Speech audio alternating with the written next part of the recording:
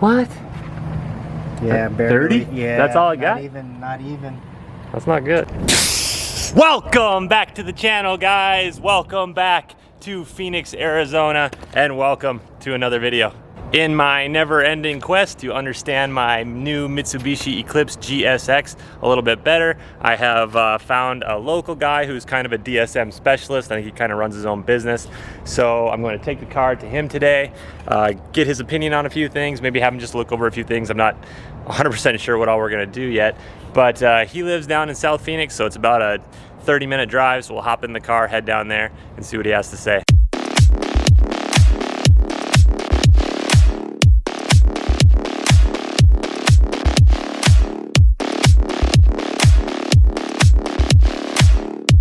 All right, guys, made it to Whole Shot Performance DSM. Of course, you got that DSM sitting out front. We got Brandon, the DSM scientist, digging into the Eclipse. Oh, where'd he go? Right here. Right there, there's the man. So there's part of your problem right there. What do we got going on? Broken spark plug.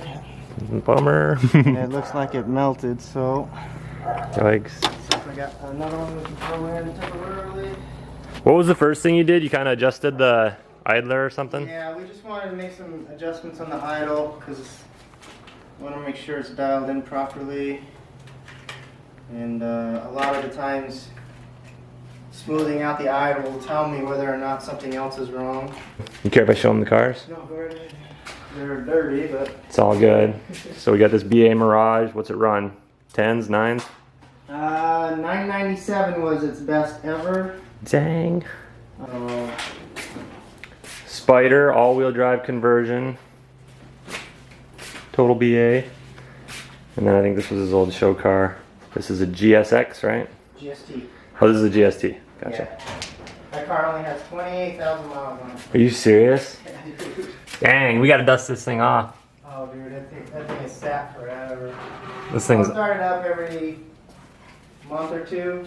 Yeah. But that's about as far as it gets, man, unfortunately. That is killer.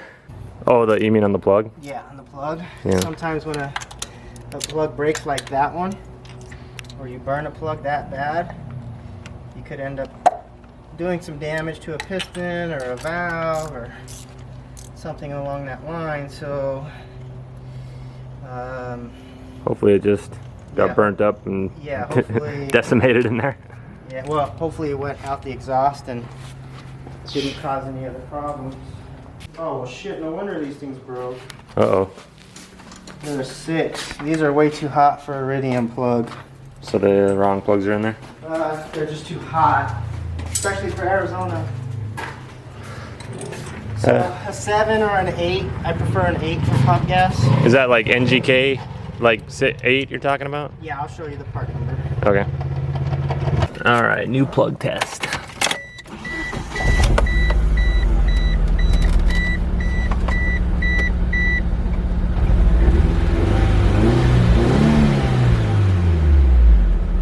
What makes you, what is the giveaway of the boost leak that you think? Because I'm not, this is my first turbo car, so I don't know, but like. So when you have crappy idle with a car that has a mass airflow sensor, generally you'll notice it behave differently when it has a boost leak, and in this particular case, it still has that stutter before it ramps up into boost. Okay. That's one thing I've noticed is like a lot of the stuff is harder to find. Like I was looking for Greddy exhausts and I couldn't find that, and then I was looking for downpipes by HKS or Greddy and nothing, and yeah, it's so hard to find anything. Everything's China made. yeah. So you have, most of my customers get the Megan downpipe and the Megan exhaust. That's what I was looking at today. Yeah, it was the Megan one. There's really not much else to choose from unless you go and have custom made. What's the manifold that you'd run, or what would be the...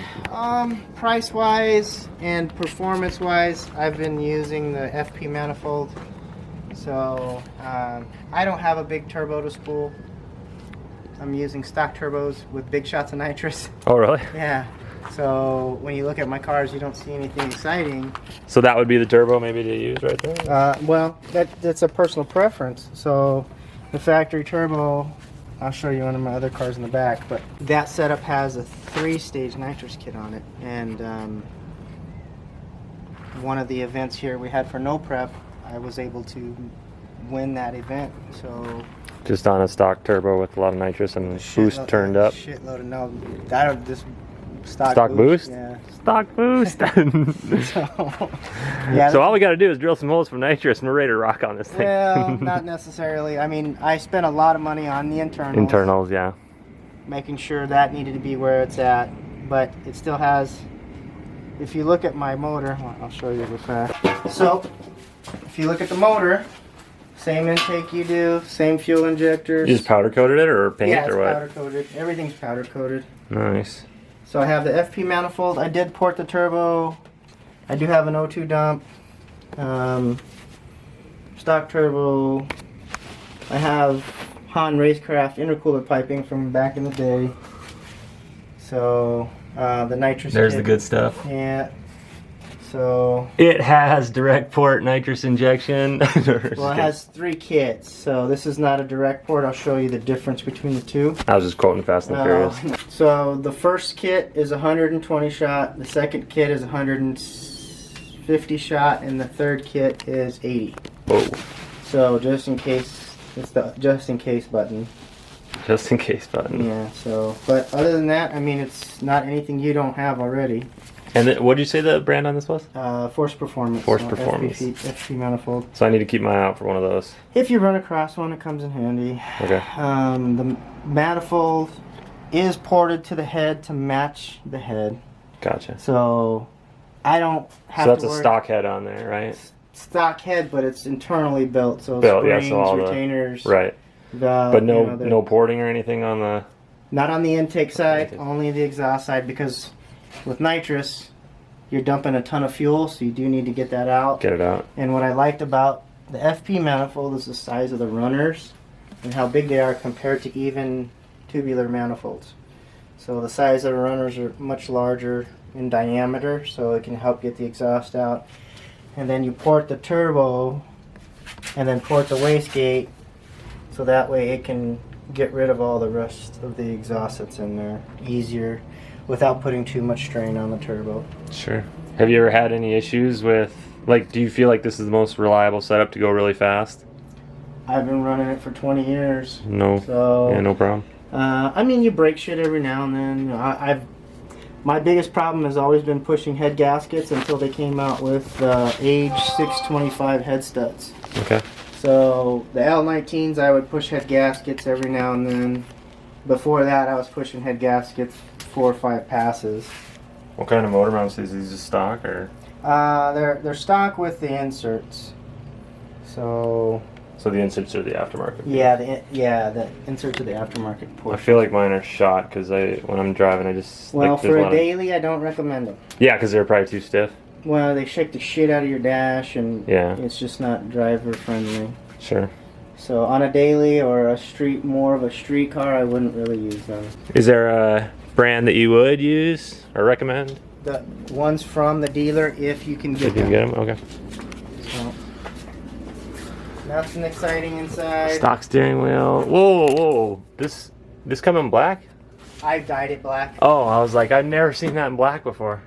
Yeah, they have material dye that you can use and just. Oh, it looks stock. Yeah, it looks good. It matches well. Super It's called well. satin black. Right on.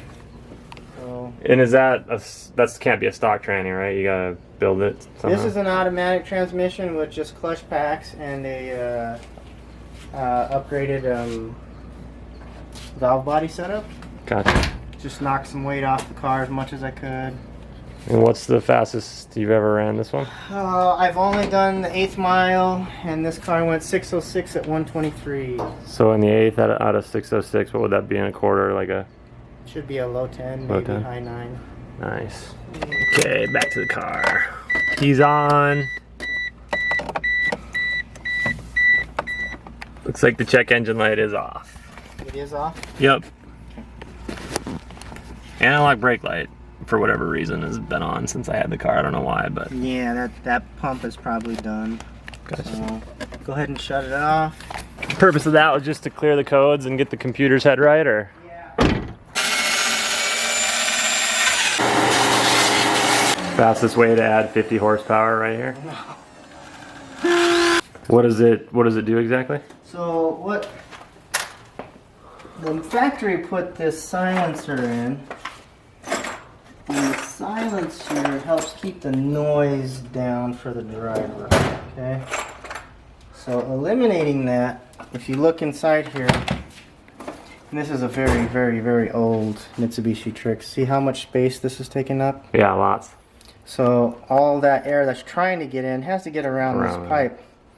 So once we shorten it here, their air into the turbo will be a little bit easier. So the car can breathe a little easier. Sure. It's not going to make some massive difference, but you'll notice a little bit of drivability difference, that's all. Nice. Now if it was a drag car, I'm only going to see the track, different story. But for a daily driver, Leave the rubber. I prefer to leave the rubber. There you go. There you all cleaned up. What did you call that thing on the inside? Snorkel? It was a silencer. Silencer. The Brandon Ruiz special. The $2 special. Buck per horse? Yeah, pretty much. So honestly, I don't know what I want to do with it yet. I mean, I was kind of, after tonight, I was going to kind of like be like, oh, maybe Brandon will have some thoughts with her. But like, honestly, I think it would just be fun to make it fast enough to go down Scottsdale Road and beat up on Lamborghinis and Porsches. But what is the most affordable way to make it really fast? Like, it sounds like you've kind of done it, right? Like, keep the stock stuff, make it really nice, throw some nitrous on it. The fastest I ever went, stock block, stock head, paper gasket, stock head studs, all that stuff. Stock internals or built internals? Stock internals, everything was stock. And the car had 120 shot, single stage 120 shot. And I went 11-1 at 127. That was the fastest I had ever gone on stock everything with the exception of the nitrous. That'd be fun. Well, the car was completely gutted too. Oh, so it was super light. Yeah, okay, and that was a front wheel drive, so. And that helps or hurts?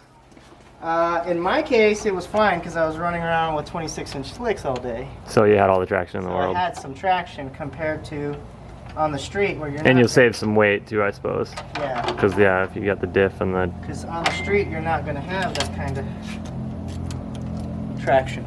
Right. So, that's why I say you really have to make up your mind on what you want your car to do, unless you have the money to build a car to do both. Sure. And once you know what you want to do, then I can give you exactly what you're looking for. It's like life. You got to set your goals and then... Yeah, I mean... Go get them. You know, and then be happy when you reach it. You can have an 8-course meal and you can taste a little bit of everything, but you're still never satisfied. And this is hopefully you're thinking... Well, I just want to see if this is going to clean it up. If not, I got a bad feeling, man, that you're going to have... you have an engine internal issue from where that plug. Okay. Okay. So... Well, that'll give us a chance to take it out and do it right then. Well, like I said, it's just going to depend on what your future goals are with it or what. So, but go ahead and fire it up. Oh.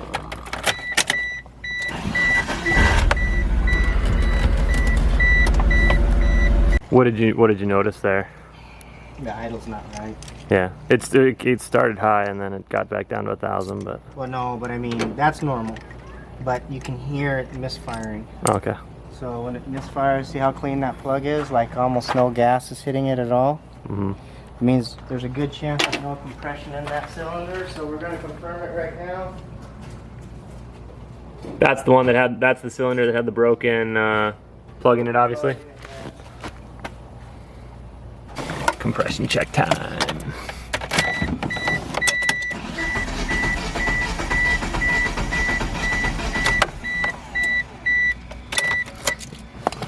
How'd we do? Almost 100. At most 100? Almost 100. That's bad, right? Yeah, I would have liked to have seen 160, 170. Yeah, that's really bad. Let's see the others real fast, just out of curiosity. What are we talking? What? Yeah, barely. 30? Yeah, That's all I got? Not even. That's not good. 20. So you got 1.5 dead cylinders. So we hook up some spray and see how long she lasts? No, Or? I mean not. Well, and this is where you go to find out what you want to do. So if you want a street motor, 2.4, because you get more torque, you're going to leave power steering, you're going to leave the AC, so you need to move the weight. That's where the torque comes in handy. So That's the 4G64? Yeah, I'm a fan of the 4G64. Yeah. The problem is finding them anymore. Okay. So, but we can assess all that. We can find one. Yeah, I'm sure we can find them. It's just like I said. You guys watching, if any one of you got a 4G64 block laying around, hit me up. Nice thing is, if you don't want to get too carried away, I've had customers make 400 on a stock 4G64. Yeah. So you don't even have to go through and build it as long as it came out of a good running car.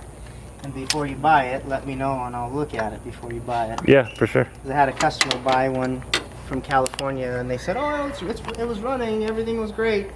And he gets it here and I was like, there's no freaking way this thing was running. Yeah. So the motor was garbage. 30? No. Or 100? What we were at.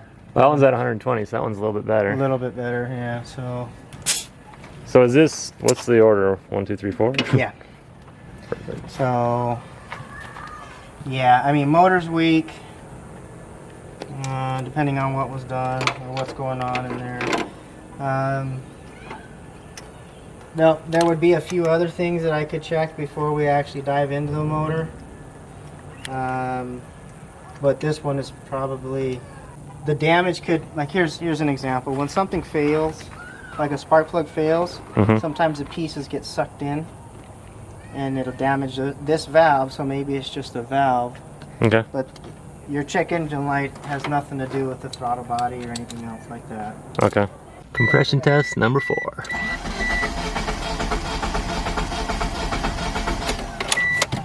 So at least if you were there, I'd be happy with that. 160 or 140? 150. 150? Yeah, 150. Yeah. So 150 and then the next one's 180. Okay. So 150. Hmm. So if you had 150 across the board, this thing would run like a champ. But So be it. it's part of the process and knowing where to start. Once we know, We can figure out what to do next. well, I can give you an idea on what your options are. Sure. And then you can make up your mind, hey, you know what, I really want street ability. I really want AC. I live in Arizona. Yeah, gotta have AC for I sure. want power steering, you know, I want to keep all these things. Yep. So if this car is not going to be a full-on, you know, like track slash. No, I think I just want a fast street car that looks good. Like I'll, you know, lower it, do wheels, clean up the interior, get it, you know, good and quick. Yeah. And then just try and preserve it. And then if you ever want to build something that's just balls out for the street too, then you can, you know. Sure. Instead of trying to keep up by keeping this one car to do everything, you can say, hey, I'm going to drive this on weekends and I'm going to drive this, you know, whenever else. Really quick, repeat that. So the front mount intercooler, maybe not the best idea to go with on the Eclipse because It depends on where you live. So for here, and if you're going to use this as a daily, majority of my customers that had front mounts, unfortunately, we weren't able to save the air conditioning because it blocks all the air going in, and most of them were running the 4-inch core or 3-inch core, which was then blocking the air to the condenser, then blocking the air to the radiator. Sure. They were always coming to me, cars overheating, or the cars were always running in the 235, 240 range. So I run the side mount because I want to keep my AC. You can't really see it. You got that vent in there, But all good. this side mount is not a factory side mount. The side mount of this one, because this is a FP T28 turbo.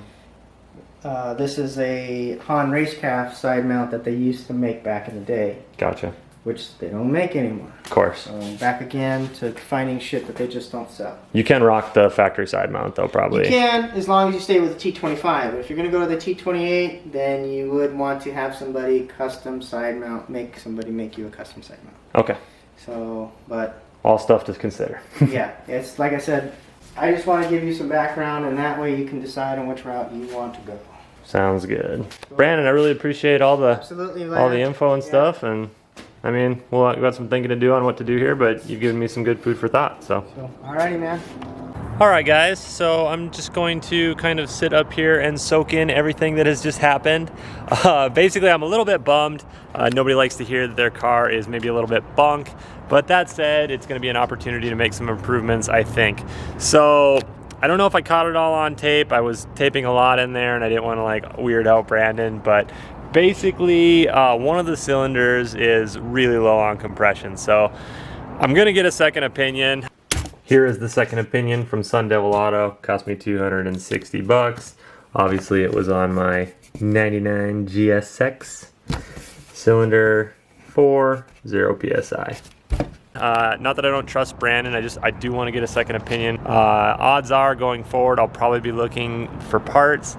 I think it'd be kind of cool to do a 4G64 block like Brandon was doing on the builds that he showed, or the builds that I showed you when I was over there. So 4G64 block, I think you use the same head up top, keep the stock turbo, you know, just polish everything up, freshen it up, maybe throw a little nitrous on there. We'll see. Again, I'm not 100% sure what I'm gonna do with this car yet. So in any event, if you guys are local to, you know, Phoenix, Scottsdale area, you have a DSM and you want to talk to somebody who seems to really know their stuff, Brandon is a super cool guy, and from what I could tell, really knowledgeable. So hit me up. He didn't want me to give out his information specifically, but hit me up. I'll be more than happy to give it to you. He said I could do that. So I think that's it. Appreciate you guys so much for watching. Stay tuned for more. I'll catch you in the next one. Listen.